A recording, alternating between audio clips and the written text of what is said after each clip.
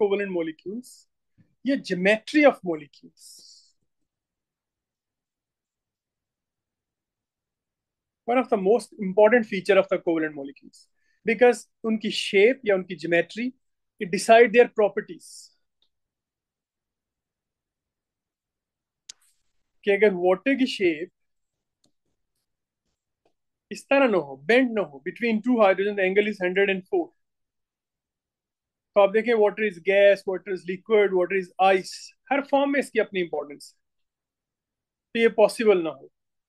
This is simple example and so many other things. Like अगर carbon dioxide की shape linear ना हो, ऐसे ना हो, तो जब एटमॉस्फेयर में एक सर्टेन अमाउंट में कूलिंग होती है तो कार्बन डाइऑक्साइड जो है ना, आइस क्रिस्टल्स बन जाते हैं। और एयर में मूव करना या जहाँ पे आप जितनी जगहों पे इतनी ठंड पड़ती है, टेम्परेचर इतना लो जाता है, लेकिन इस तरह के चांसेस नहीं होते। या नजर आते हैं कि हमें ड्राई आइस मिल गई हो एयर में और उससे नुकसान हुए, मीन लाइफ इम्पॉसिबल हो जाती है। But this is because carbon dioxide got a linear shape and it won't turn into solid so easily. -78 पे जाके ये सॉलिड बनेगी। पानी इस शेप की वजह से 0 डिग्री सेल्सियस पे सॉलिड बन जाता है। And because of the same shape it start freezing from top to bottom.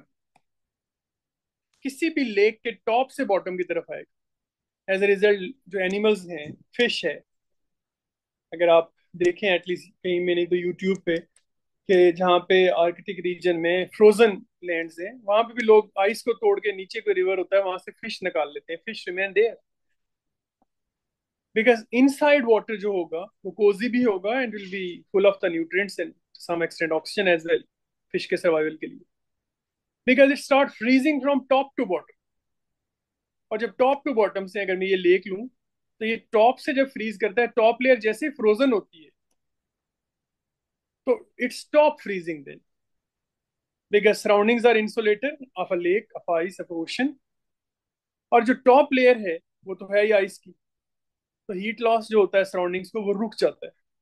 पानी हीट लॉस नहीं कर पाता तो जीरो नहीं होता या जीरो से नीचे नहीं आता। तो inside it remain warm. Mean ये कितना बड़ा फीचर है एक्वेटिक लाइफ के लिए, कि अगर ये नीचे से फ्रीज करना शुरू करता बॉटम टू टॉप, तो फिर तो सारी एक्वेटिक लाइफ फ्रोजन हो जाती है और जितनी भी हमारा है सारा एनिमल्स फ्रोजन लैंड्स में जितने मर जाते। लेकिन ऐसा नहीं, आप देखेंगे कि मैं इसलिए बता रहा हूँ कि जब हम शेप्स पढ़ने जा रहे हैं तो शेप्स में अगर हम इतना इंटरेस्ट लेके पढ़ेंगे और इतनी डिटेल में पढ़ेंगे हर एक मॉलिक्यूल की शेप, तो it mean properties of the molecules are decided by the shape. जैसे रेड ब्लड सेल की एक सर्टेन शेप है, डिस्क शेप है, it moves out and in into the capillaries. और अगर श्रिवल्ड हो जाए, सिकल बन जाए, तो सिकल सेल एनीमिया हो जाता है। तो shapes are basically so much important for deciding the structure and properties of the molecules. तो आसान से आसान तरीके से हम स्टार्ट करेंगे कि how can we understand the shape। एक थ्योरी है that is called as valence shell electron pair repulsion theory। बस ये नाम थोड़ा है ऐसा आपको लगेगा, हम इसे वेस्पर कहते हैं, but idea and the concept is कि शेप्स आर डिसाइडेड बाय, हम अगर कहें shape of a molecule, shape of a covalent molecule. Because ionic तो क्रिस्टलाइन होते हैं और जाइंट लैटिसेस होती हैं, मेटल्स की भी जाइंट लैटिसेस होती हैं। But covalent shape of a covalent molecule is decided by, क्यों कहते हैं valence shell electron pair repulsion, electrons that are present in the valence shell, pairs of the electron, they decide the shape of a covalent molecule is decided by electron pairs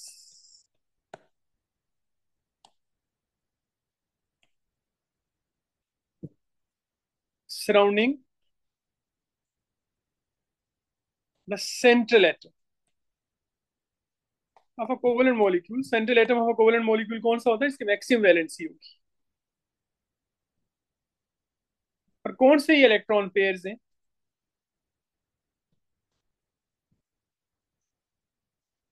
these electronic clouds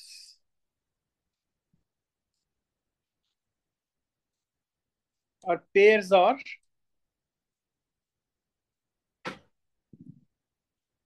bond pairs और lone pairs.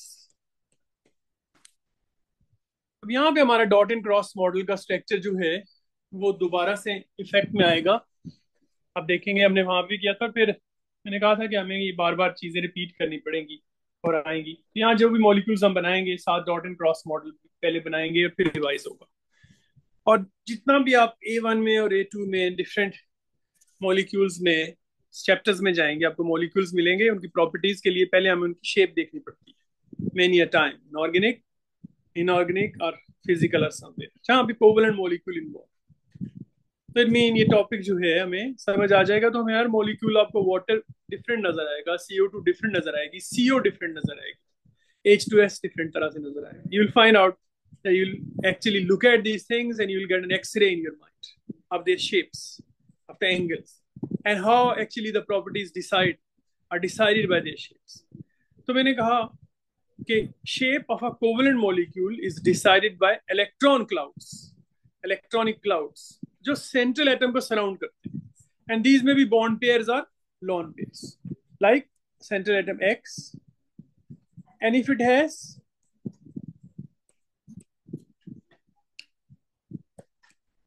this sort of